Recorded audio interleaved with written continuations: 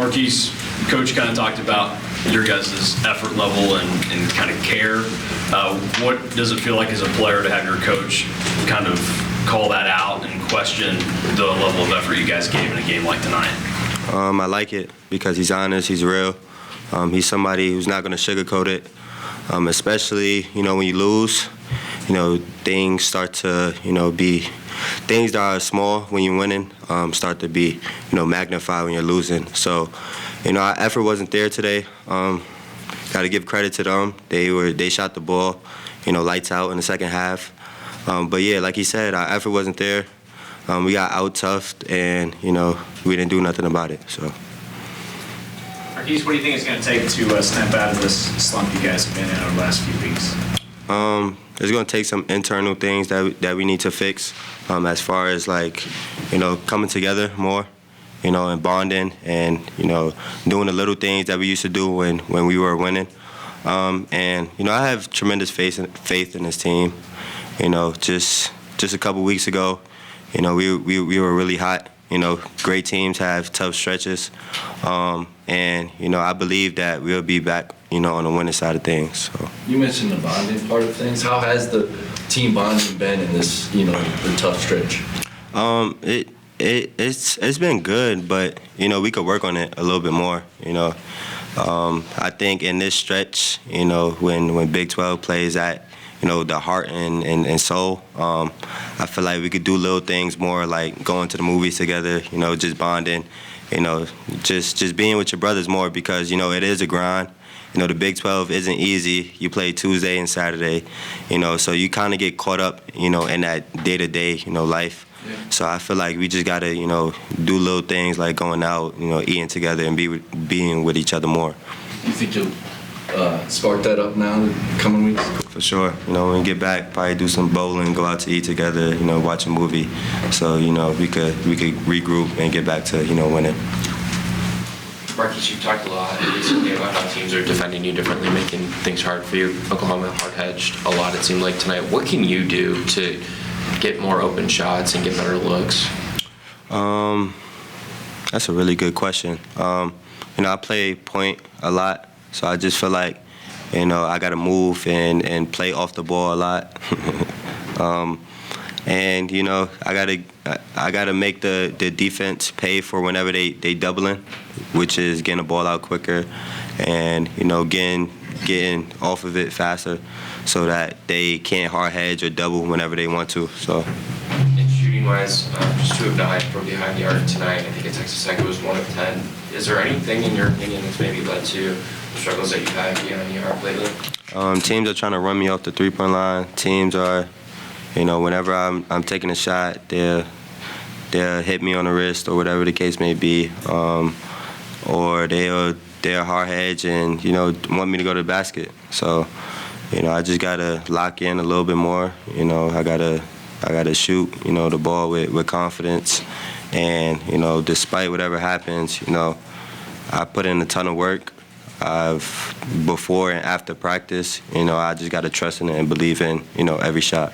What were you doing so effectively in the first half, getting the ball to Bebe and Nae'Qwan? And also, did they make adjustments in the second half, or was that just not emphasizing that enough? They definitely made adjustments. Tanner was in a drop coverage, the first half, which I was able to throw the pocket pass, and I was able to split the trap that they were trying to make, and get the ball to my guys. Second half, he was still in the drop. But he wasn't allowing me to split, and the guys were coming over from the weak side, trying to take charges. So they did a tremendous job, with adjusting in the second half. Got to watch film, and I got to see how teams, want to play me. So. Nae'Qwan, what's been the biggest difference in your mind from early in the season when you guys were winning a lot of games to recently when it's gone the other way? I think it's more of just us. Just being prepared and staying hungry. In the beginning of the season, how we was picked last and stuff, so we was more hungry and, playing as like the tougher team, playing more aggressive, and I guess now seeing that we was winning and teams are starting to adjust to us, and then now they're just playing better than us. What have you been able to do personally in your game? The last 2 games, you've really turned it on offensively, seems like. I feel like,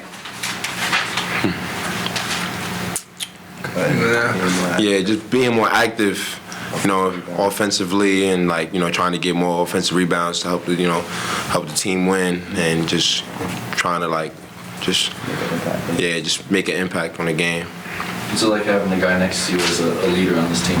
It was definitely good. I mean, he tries to keep everybody together, keep everybody close. You know, sometimes, you know, teams have their ups and downs, but he still tried to keep us together, and he's just a good mentor, you know.